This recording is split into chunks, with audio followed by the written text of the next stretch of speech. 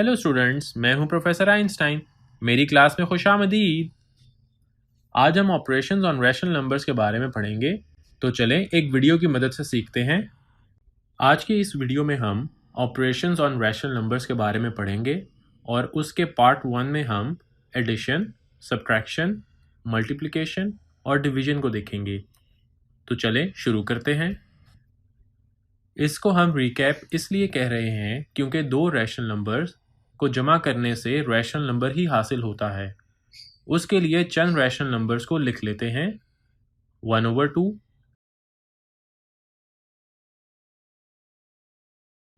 1/3 और 3/5। तो ये तीन नंबर्स हैं जिनको हम इस्तेमाल करते हैं। हम जानते हैं कि दो रैशनल नंबर्स को जमा करने से रैशनल नंबर ही हासिल होता है। तो चलें देखते हैं कि क्या ये बात दुरुस्त है या नहीं।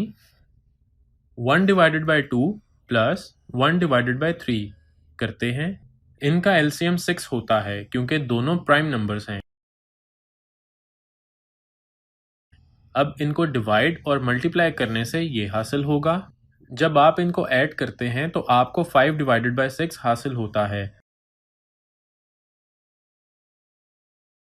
जो कि वाज़ेह तौर पर एक रैशनल नंबर है।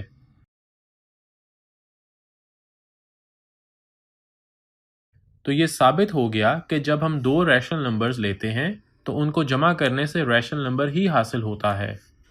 अब 1/2 और 3/5 को जमा करके देखते हैं। यहाँ क्योंकि 2 और 5 भी प्राइम नंबर्स हैं, इसलिए इनका एलसीएम 10 होगा। अब इनको डिवाइड और मल्टीप्लाई करने से 5 और 6 हासिल होगा और इन दोनों को जमा करने से 11/10 हासिल हो जाएगा, जो कि एक और रैशनल नंबर है।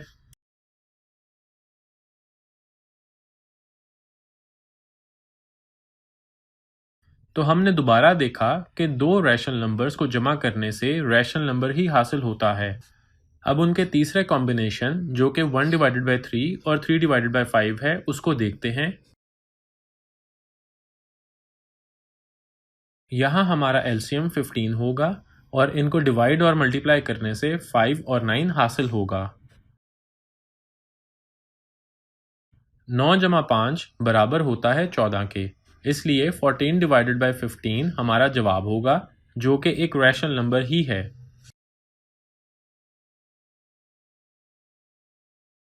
तो इससे साबित हुआ कि ये हर दफ़ा दुरुस्त होता है। जब आप दो रैशनल नंबर्स को जमा करते हैं तो जवाब एक रैशनल नंबर ही होता है। अब हम अगले ऑपरेशन की जानिब चलते हैं जो कि सब्ट्रैक्शन है। इसकी स्टेटमेंट के मुताबिक दो रैशनल नंबर्स को तफरीक करने से एक रैशनल नंबर ही हासिल होता है। ये मिसाल देखते हैं। 1/3 माइनस 3/5 ये दो रैशनल नंबर्स हैं। यहाँ आपको दोबारा एलसीएम में 15 ही हासिल होगा और इनको डिवाइड और मल्टीप्लाई करने से 5 और 9 हासिल होगा। 5 में से -9 को तफरीक करने से -4 हासिल होता है और हमारा जवाब -4/15 होगा, जो कि एक रैशनल नंबर है।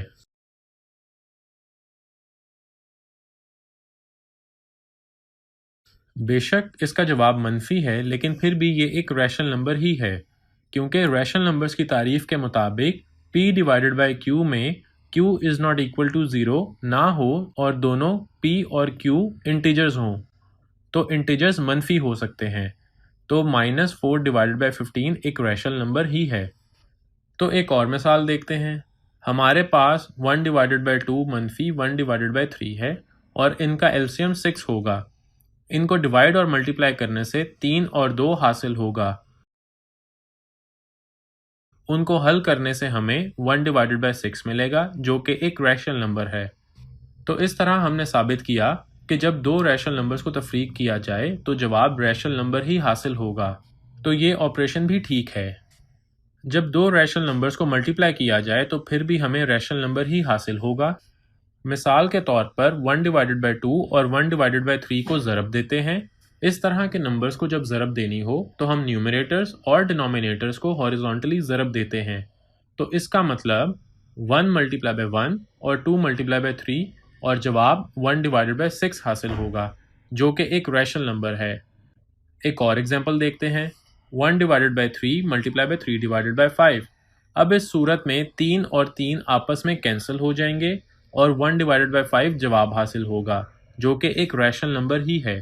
तो आपने देखा कि जब दो रैशनल नंबर्स को मल्टीप्लाई करें तो रैशनल नंबर ही हासिल होता है। चलें अब रैशनल नंबर्स की तकसीम को देखते हैं और देखते हैं कि हमें क्या हासिल होता है। क्योंकि स्टेटमेंट के मुताबिक दो रैशनल नंबर्स को तकसीम करने से रैशनल नंबर ही हासिल होता है। यहाँ सिर्फ एक शर्त यह है कि आप सिफर से तकसीम नहीं कर सकते। मिसाल को देखते हैं। मान लें कि हम 1 डिवाइडेड बाय 2 को 1 डिवाइडेड बाय 3 से तकसीम करते हैं, तो इसका मतलब ये है कि 1 डिवाइडेड बाय 2 ज़रब अब यहाँ पर ये उलट हो जाएगी, तो ये 1 डिवाइडेड बाय 2 ज़रब 3 डिवाइडेड बाय 1 बन जाएगा। इस तरह करना आपने फ्रैक्शंस के लेक्चर में पढ़ा होगा। तो अब ये इस तरह बन जाएगा, जो कि 3 डिवाइडेड बाय 2 के बराबर है और ये भी एक रैशनल नंबर ही है। तो बिल्कुल इसी तरह 1 डिवाइडेड बाय 3 को 3 डिवाइडेड बाय 5 से तकसीम करने को देखते हैं। तो ये 1 डिवाइडेड बाय 3 ज़रब 5 डिवाइडेड बाय 3 बन जाएगा और इसको ऐसे लिख सकते हैं और जवाब 5 डिवाइडेड बाय 9 आएगा, जो कि एक रैशनल नंबर ही है। तो इससे साबित होगा कि रैशनल नंबर को रैशनल नंबर से तकसीम करने पर रैशनल नंबर ही हासिल होता है। और सिफर की शर्त को देखते हैं। अगर हम किसी नंबर मसलन 5 को सिफर से तकसीम करते हैं तो ये अनडिफाइंड होगा, क्योंकि हम किसी भी नंबर को सिफर से तकसीम नहीं कर सकते। उम्मीद है आपको रैशनल नंबर्स की बुनियादी अवामिल समझ आ गए होंगे। अपने कॉन्सेप्ट को मज़ीद क्लियर करने के लिए चंद MCQs को देखते हैं।